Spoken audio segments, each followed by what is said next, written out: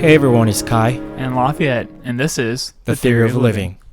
Thanks for tuning in. We're able to bring you this episode thanks to our Patreon members. Patreon is a subscription-based platform where people can provide support for content creators like us. Thanks to our Patreon members and supporters, we're able to provide free content on the podcast and weekly episodes. By being a Patreon member, you'll have access to our entire podcast library, full video and audio episodes, along with much more. If you like this episode and you feel it adds value to your life, or you hate it, please subscribe on Patreon and or leave your review on Apple Podcast. And don't forget to mention it to your friends over your next beer. Truly, thank you again, and we hope you enjoyed today's episode. Okay, we're back again. We're back again?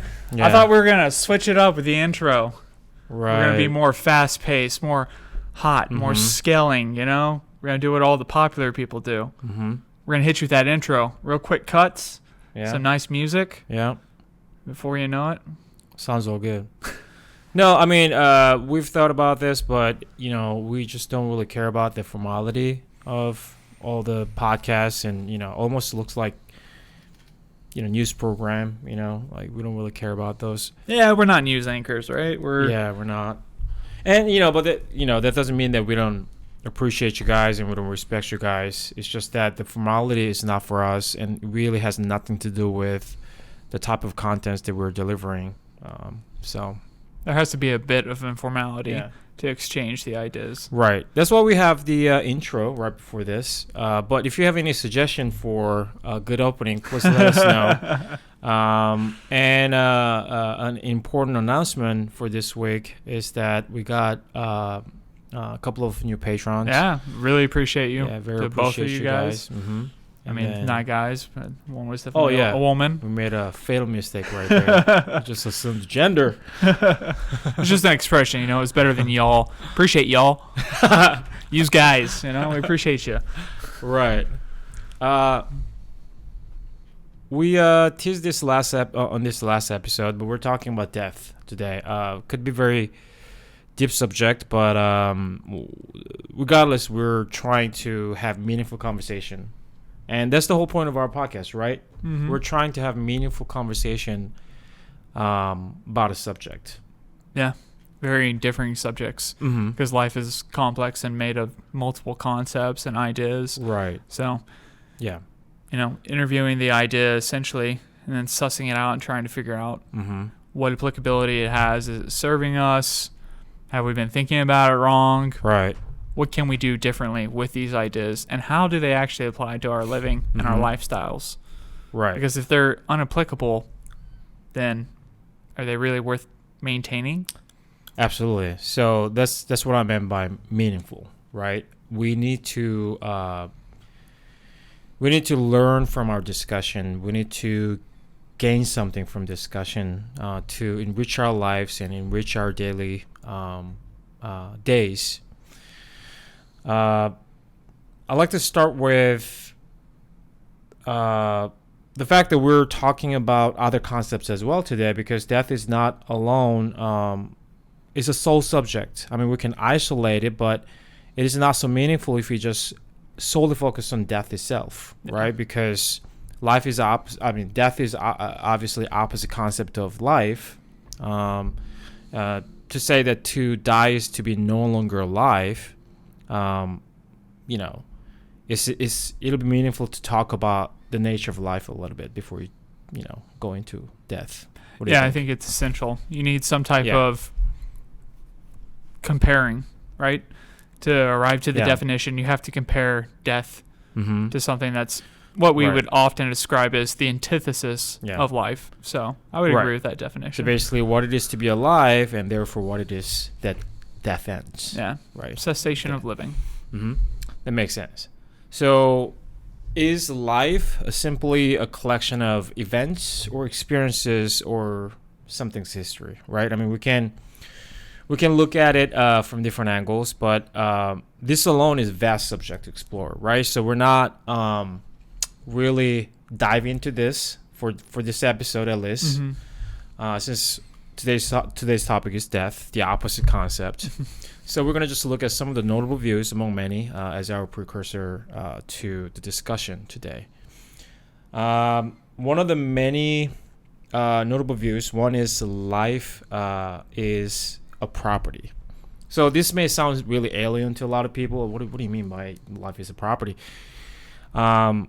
So even under this life as a property, there are many different views. Among many is the most notable one is life functionalism. This is introduced by Aristotle, basically analyzing the property of life in terms of one or more primary functions that organism can perform. And he lists these functions, which is nutrition, reproduction, sensation, autonomous motion, and thought, right? But this is controversial, I mean, given that this idea came out a long time ago, because of the ambiguity of the list. For example, it would be incorrect to conclude that something is alive if and only if it is capable of performing all those functions that listed above, right? Mm-hmm. Because clearly we have other examples, like mules, for example, cannot reproduce, but they're alive, right? Yeah. And then embryo too, it cannot really perform. I was going to talk about this later, but I think it's relevant here. Embryo can be frozen, which doesn't really perform any vital activities, but it can be revived, right? So it means it's not dead. Yeah, you right? suspend the animation. Right. So there are a lot of ambiguities about the list, And also another thing is that can we say that something is alive if it can perform at least one of the functions listed above, right? So there are a lot of ambiguities about this. And there's another good definition about from NASA, which says that life is a self-sustaining chemical system capable of Darwinian evolution. But this is also controversial, right? Because it have to be, certainly there are animals that are known to have stopped evolve a long time ago. And, well, this can be controversial. You may say that, oh, that's not true. Okay, but what about the fact that this definition really fails to account for a possible lack of ability to evolve as an individual organism? Because the ability to evolve by natural selection is something that collections of organisms may or may not have, but not that an individual organism may have, right? Yeah. So this is completely different matter. Yeah, well, that seems like a non-essential property. That's taking the assumption that life must exist under that specific condition to evolve, right. Which is not necessarily inscribed upon reality. It's our best understanding of life currently, right? But there could be new data or new life discovered that makes us and forces us to reevaluate that definition of life by NASA's design. Right. So we've looked at just a couple of notable views, but you quickly realize that it is really hard to come up with what life is, really. I mean, again, just like we can define death in probably a million different ways, we can do the same thing about life. Life is so complex. Life is, could be objective, but also subjective, right? There are so much controversies in it and so much discussion points in it, right? Yeah.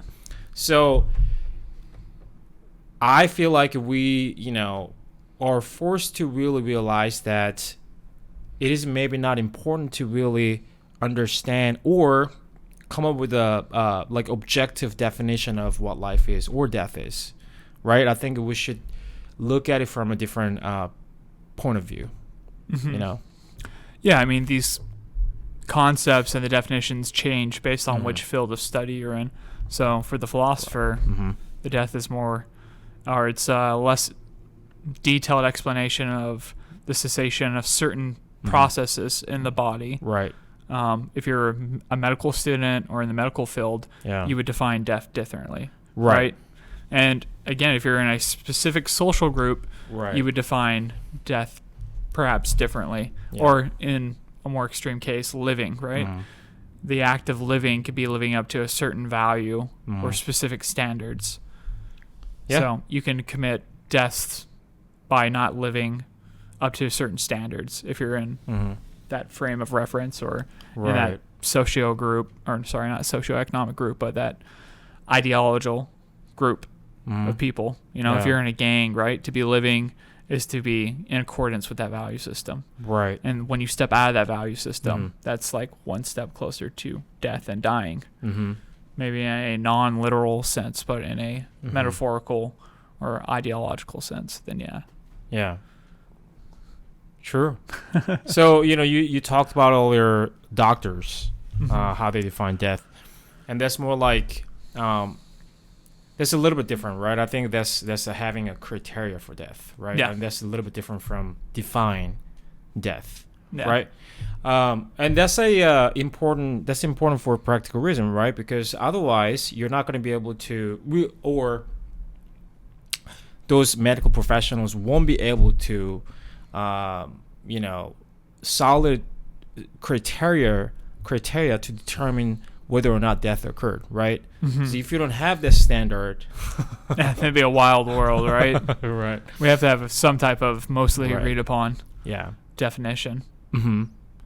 Like for example, if you're, I think there was a definition. I think I wrote down earlier for here. So in the United States, for example, they adopted criteria for death of a person modeled on the Uniform Determination of Death Act in 1981, which says that an individual who has sustained either irreversible cessation of a circulatory and respiratory functions or irreversible cessation of all functions of the entire brain, including the brain stem, is dead, right? This may be very practical in the medical field, but it still kind of fails to really, keep this integrity, right? Because the vital activities of a human whose brain is dead can be sustained artificially using cardiopulmonary assistance, right? So basically, even if your brainstem is dead, that doesn't mean that the vital functions, activities in your body must stop as well. It can continue with an assistance. Yeah, I mean, right? that's why you have controversy about pulling the plug and euthanization. Right. Sorry, euthanization. Yeah. Euthanizing people. Yeah. I mean, because we can see, like we talked about it during hiking yesterday, that what about dementia, right? I mean, if you are detached from your reality, which also means that you don't have self-awareness, at least the original form of self-awareness, then, I mean, you basically no longer exist, right? So that's close to, or I don't think it's unfair to say that that's death to that person. Yeah, I wouldn't say. Right. I wouldn't say that's unfair.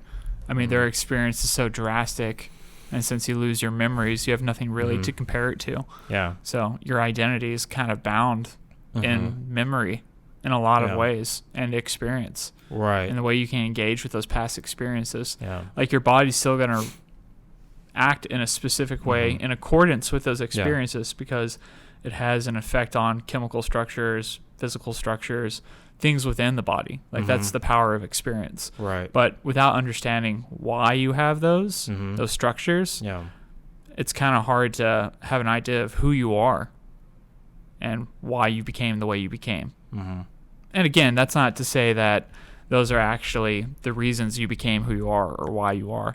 But a lot of times we ascribe those things as the reasons. Like, I am XYZ person because I did XYZ, which affected me in XYZ way. It's very personal and very biased. Like, me from the outside, I can never tell you you're alive and who you are just looking at your experiences. I would have to have a discussion with you to understand how you view those experiences. So that's the other problem you run into with the euthanization argument, or euthanizing. I keep saying that word wrong. Some people see those people as still living because they define it. Right. Where the other person's even incapable of defining it for themselves. Yeah. So who should have more right or more power in that situation to either willingly end their life or should their life be taken from them? It's definitely it's a heavy subject, and it's hard. Very heavy subject. Because both sides have merit in their own regard. We're not going to be able to say which side is correct, or I mean, we have our own thoughts, but this can be largely case by case, right? Yeah. Well, it should That's be another case by factor. case. And I mean, also there's a problem with financial problems when it comes to medical expenses. I mean, there are so many factors, man. I mean, I really hate to say this, but it is not easy for us to say which one's right or not without really knowing the specifics of the cases, Yeah. Unfortunately. But it is possible to come to a conclusion, without knowing specifics. But all I'm saying is that that's not just really meaningful today to do that. Yeah. Yeah. And then there's another view on death. Some people say that death is a state, right? Mm-hmm. But if you really think about the statement, kind of validates itself, I feel like. Right. It's not just possible because, especially on the assumption that death results in a cessation of the existence. Because in order for a being to be in a state, it must exist. Yeah. But death means that you no longer exist. So therefore, it is contradictory for a being to be dead, but being in a state, right? Yeah. So therefore, death is not a state. Yeah. Right. Yeah. I mean, it can't be by definition, right? Yeah. It fails to be. That's right. One of the problems we run into a lot of things is that we're trying to define things, but we don't have a mutual understanding of what we're trying to define. Mm-hmm. It's similar to the problem we run into with dualism, that a lot of people think the soul exists outside of the body. Yeah. The body is essentially, for lack of a better term, the puppet of the soul. It's not bound by it. Mm-hmm. But everything we experience of the body is a physical sensation. And so a lot of people think 100%. Yeah. Yeah. Mm-hmm. So you would think, though, that if the body can be destroyed, how can an immaterial object like the soul be destroyed be a physical means? Mm-hmm. But the problem is we associate the soul with all these physical things as well. What I see, what I feel, what I touch, the way I react to it. We use our senses, which then affects the soul and the way we view ourselves. So for me, it'd be personally very difficult to say that the soul exists outside of the body. Right. I mean, there are different terms for that soul, right? That are similar to that have similar attributes of soul when we say that. Because when you said that all these experiences are our through sensation, which is true, because without which we cannot have experience. But also there are other views about those experiences that it's more than just your experiences. Through your sensation, the sensation receives, those raw data, but it is I'm gonna, name those things. You said soul. Some people call it innate capacity. Some people call it, your consciousness, whatever, right? The physicalists would call it the mind, right? More times than not. Mind, there you go. But there's no problem using the soul. Yeah, I'm not saying that there's a problem. We have multiple words. I mean, whether or not people agree that those words are actually synonym to soul, I think those are the words that have similar attributes at least. True. The problem, though, is we run to, if we're talking about death and somebody out there ascribes to dualism, you would have to set aside the belief of dualism currently to actually even have a discussion about death. Because by definition, dualism, the soul is not bound to a material object, thus is immortal in that regard. So you can't even experience death. If you ascribe to that ideology, the discussion of death is meaningless for you. As long as you are willing to be open-minded that potentially death is a real thing on the table, then you can engage with, how do we live with that concept and what do we do, knowing that things do end. If you're on the other side of it and you have a soul, the question one might ask is, how should I live in this current time with this specific body? I think the physicalist runs into the same issue, but he doesn't ever give the the freedom of burden to realize that there will be something afterwards, possibly. So there's a lot more pressure on how you live your current day life, knowing that you will indeed eventually die. And again, not everybody that believes this actually applies it to their life in any meaningful way. Yeah. I'm not saying that one belief or the other is necessarily going to lead to a better application, because you can hold either idea. Yeah. You can even hold them conjointly in some regard. But you need to be able to apply based on that premise to your life to actually have value from it. Right. So that's the problem, right? I mean, rather the differences, right? Because depending on your values, depending on your faith, depending on your preferences, ideologies, you know, your view on death could be completely different. And it doesn't really have to be, you know, scientifically true, or doesn't have to be logically sound. I mean, if that's how you want to view death and life, that's how you should view your life. I mean, at least you will have that consistency, you know, in dealing with life or death, right? So that's why it's kind of hard for one to say that, oh, you're wrong, you know, your view's wrong about this, because they have different value systems, right? But at least we can talk about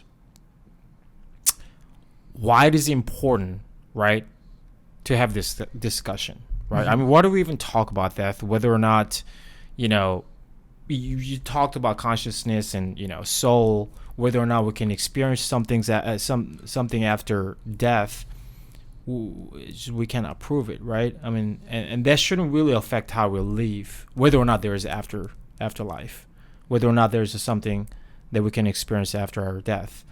That shouldn't really affect how we live our life, because that is something uncertain and we don't have any control of. And this is a life where we have, you know, full of experiences where we have full control of how we can experience those things. Yeah, I'm in the camp that you shouldn't wager your current for the future that's unknown or unprovable in any meaningful way, to me personally.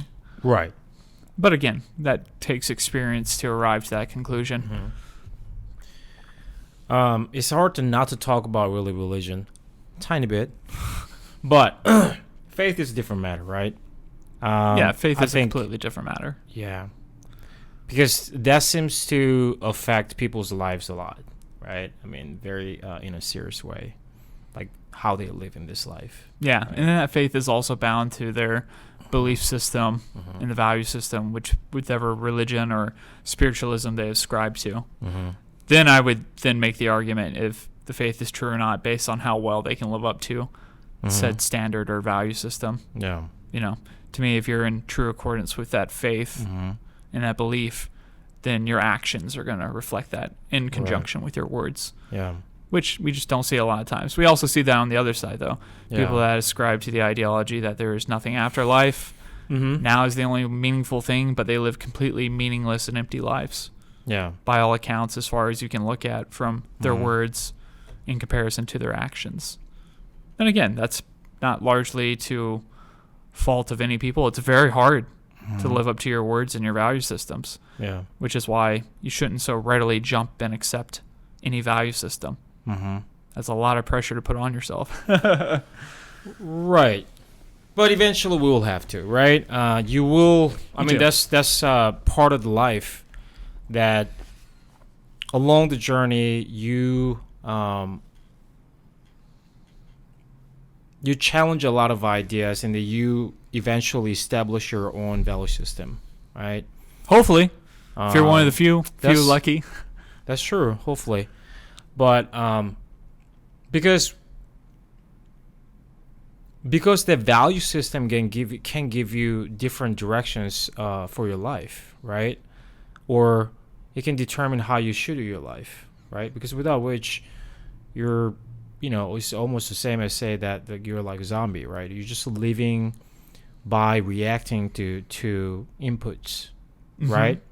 But even so, if you don't have any value system, then you're nothing but reacting, right? You're just passive element in this universe. Yeah. Which you don't want to be. Yeah. Yeah. Which, I mean, we very well maybe, even if we're choosing our actions, those might just be a reactionary process of experience, and that we're just under the illusion of having the choice in the matter. It's very possible, alternate scenario. But I do think, for all intents and purposes, we have to operate from a point of view that we do have some type of control to express ourselves. Right. Just because it's empowering, it gives life more value and more meaning, I would argue. Right. And then, we've talked about this many times, that experiences that we get are real, though, right? And whether or not, we talked about whether or not your free will, basically we touched on just free will, whether or not you have that, the experiences themselves are real, right? That's undeniable.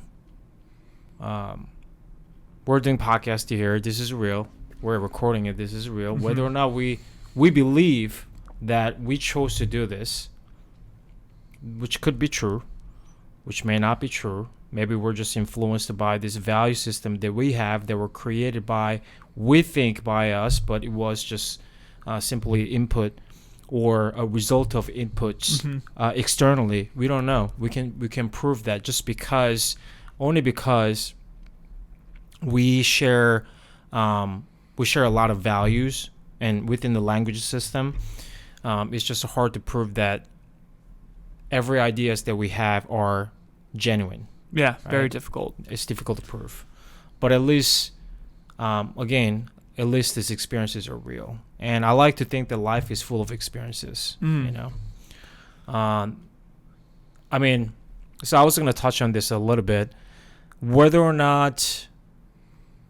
So it's hard to, talk about all elements of death. But I think, we can get some meaningful outcomes by discussing whether or not death is good.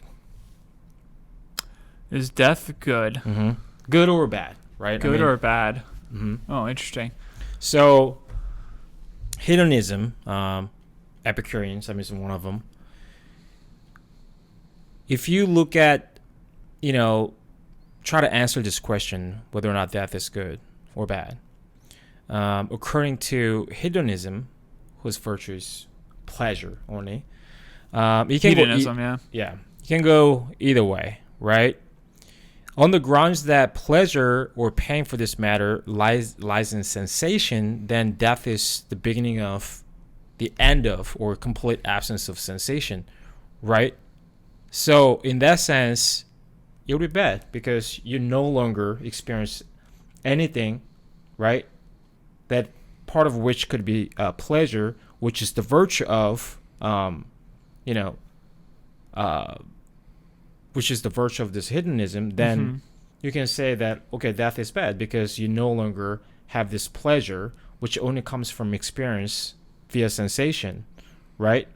But also another thing I thought, another thing you can conclude from this same virtue system is that it won't be too bad if, on the grounds that human beings cannot experience death itself, there's no experience there, right? You cannot experience death, right? Death is... Other people can, but you can't, personally. Yeah. You may experience dying, but you don't experience death. There are two different things. Yeah. Right?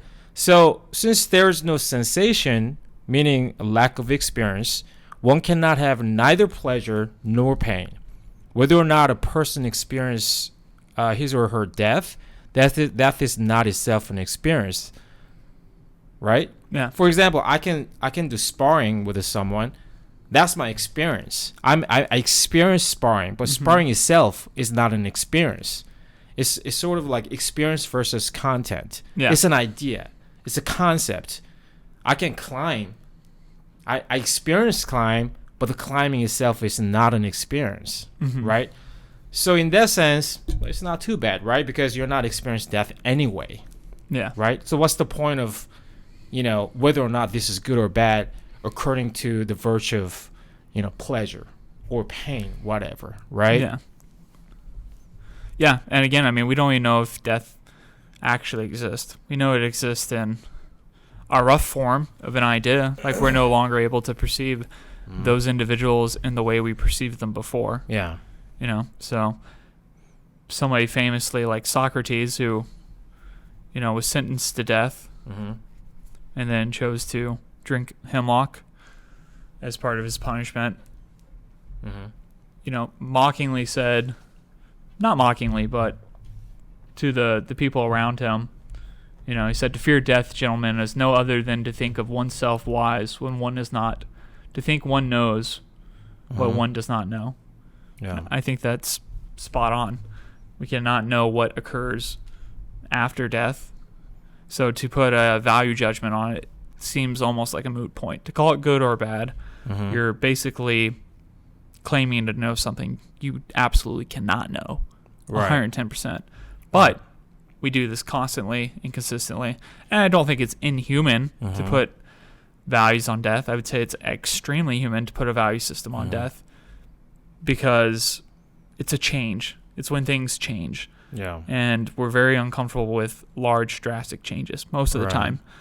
More subtle, nuanced, changed things we don't realize that are occurring. Even functions happening right now in your body. There's change occurring. You're aging. You're okay with these conceptually because they're so small. But when somebody dies, specifically when you have a relationship with somebody and they die, that's when you have a huge impact on your value system of it either being extremely good or extremely bad.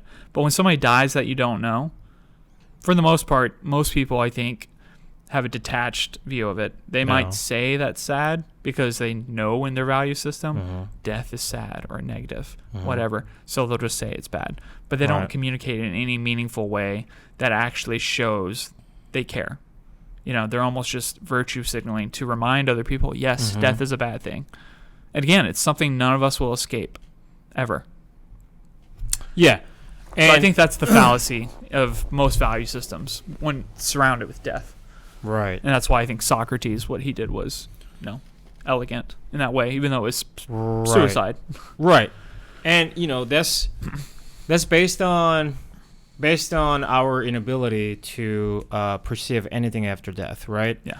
But also, I think for the most part, for a lot of people, I think their fear is largely due to the notion that life is worth living. Life is great, life is precious. They know. I think most people would agree, other than some minor cases where people are very desperate, trying to commit suicide, things like that, right? But for most people, I think they would agree that life is precious, or at least they value life itself, right? I want to have a good life. Life is precious, right? I think the fear of death largely comes from that. True. Because the life ends, right? The thing that you consider as precious no longer exists anymore, right? But they've never experienced the opposite of that situation. Sure. So they're only operating from the place of a known. And when you only have a known, you can only operate in one way. Right. So we just don't have anything to compare it to. So to me, it's no surprise that most people are going to be life affirming. How could you not be? That's all you've ever known, except again for these outliers. And again, people that have suicidal ideation or tendencies. I think most of those come from a place of having great difficulties and tragedies in their life, or mental illness and other things. But there are I imagine a vast minority of people that have it all put together and have arrived to the conclusion that suicide is the best option for them. Yeah. And that's potentially true for some people. Yeah. But whoever's listening to this, that's an extreme minority. If you're suffering from ideation and those types of things, it probably does not apply to you unless you've gone through every process to get help and things like that. And look, I'm even basically continuing to idolize a value system that I don't know the opposite of. I'm still being life affirming even right now to remind people. But I'm not doing it because I think death is a bad thing. I'm doing it because I think life is so powerful and a great thing. And the experiences are so worth having that I would encourage anybody that's going through anything to try and better themselves. Or, that's a poor word choice, poor term. But try to find the joy and value in life so they can get more out of it. And again, same with the value system. That's the other thing, creating a value system so you can have a greater depth of living. Mm-hmm. I mean, that's what we do here with theory of living. Yeah, 100%. I mean, I think, it really comes back to the point that what matters is what we can experience and what we have control of, right? I mean, those are the most important things that we need to really focus on, right? Because when I even said that, that fear of death largely comes from the notion that life is precious.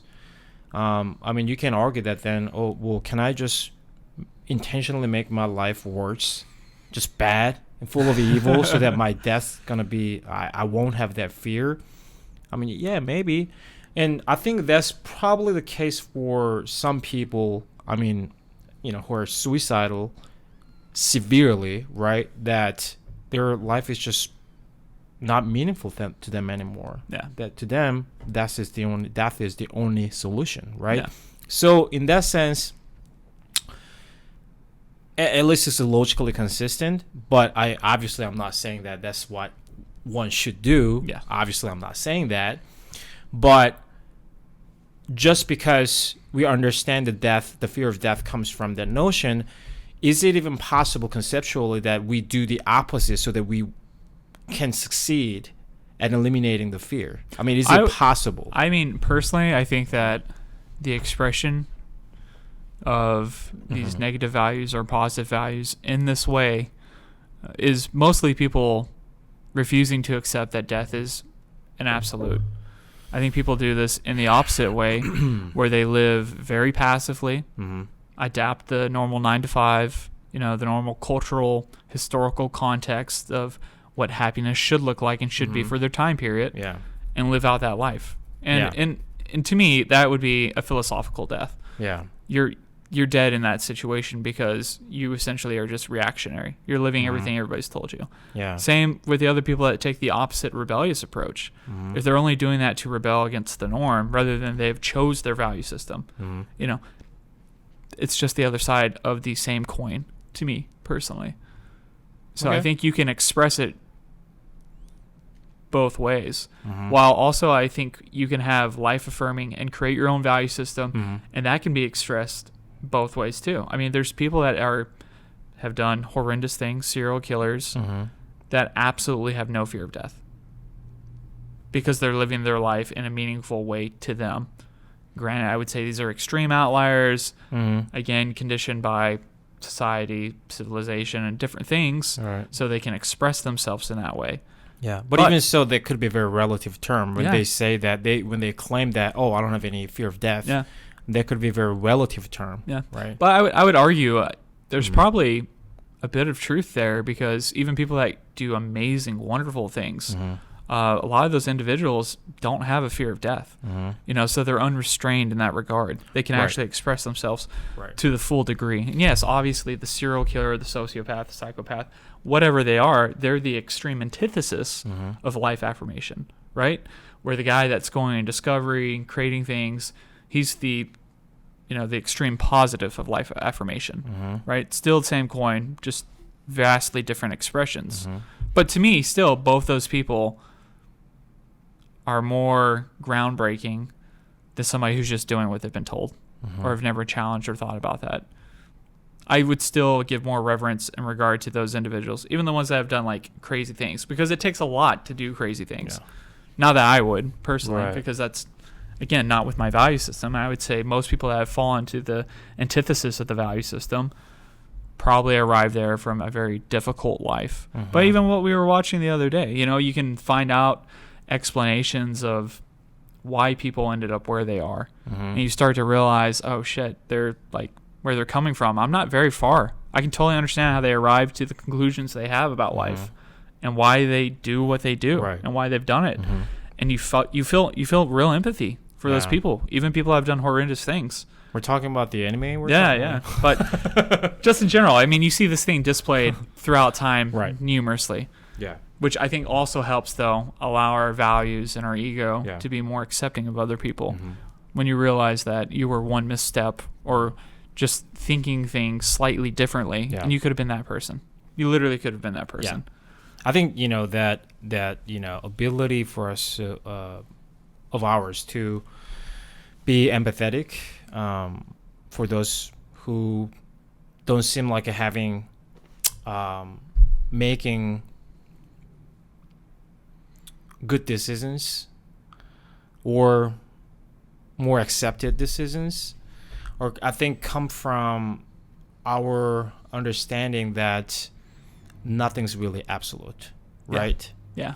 That's why we're not told to be empathetic, but we're just naturally empathetic, right? I think it's good and bad, I guess, in my opinion, right? Because we can be empathetic. That's a great thing. But at the same time, we do that because we still don't have that,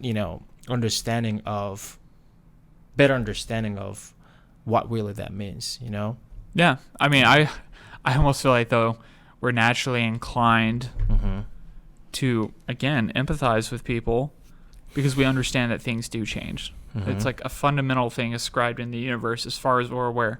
Everything absolutely changes all the time. You just need the right type of equipment to measure the change.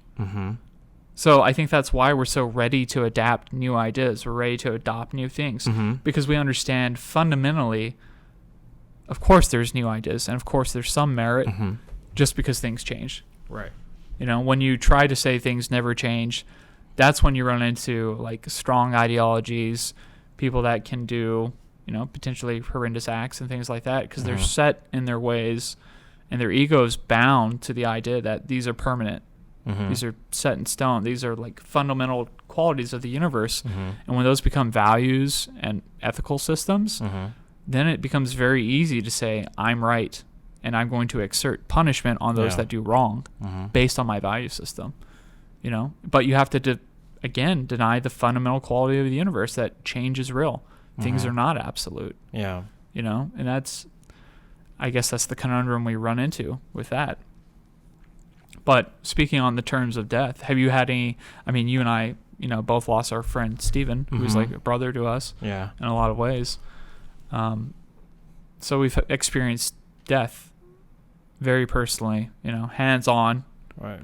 And then I lost my mom. Externally, right? Yeah, externally, right? So we had the experience of death. Yeah. Then I lost my mom, over 10 years ago. And there's been the continual process of learning and adapting and changing with the realization that those people are no longer in your life. So you experience death even through that. Like, again, I'm not experiencing death. I'm experiencing the concept of death. And then I'm applying its judgments and values against me. And how should it affect me?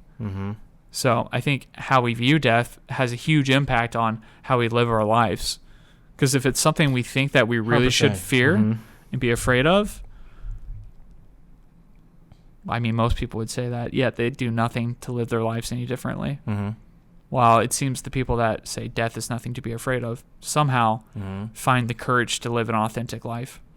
That's been my anecdotal experience, and just from the things I've read, the people I've known, and the media I've consumed, that seems to be something that rings true more times than not. Yeah. Again, it's kind of cliche to say this, but, really most important thing is to focus on what we have control of, right? What matters to us. No one wants to die, at least, no one wants to die with full of regrets. Full of regrets that, I should have done this, I should have, said this. Nobody wants to live like that, right? Even those who are suicidal, let's say that they make, intentionally bad choices. Yeah, they may die with, the fact that they have done everything they wanted to, but at the same time, they die, with that possibility that they could have done differently, right? They could have done differently in that life. They could have made their lives better and worth living. Yeah. Right? At least you're going to die with that regrets. Yeah. No, absolutely.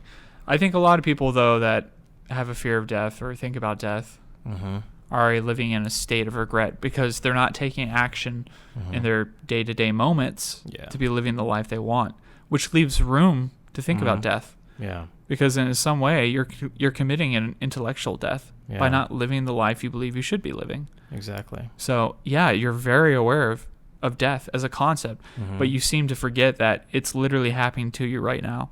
You're thinking about it 20 years, 30 years, 10 years down the road.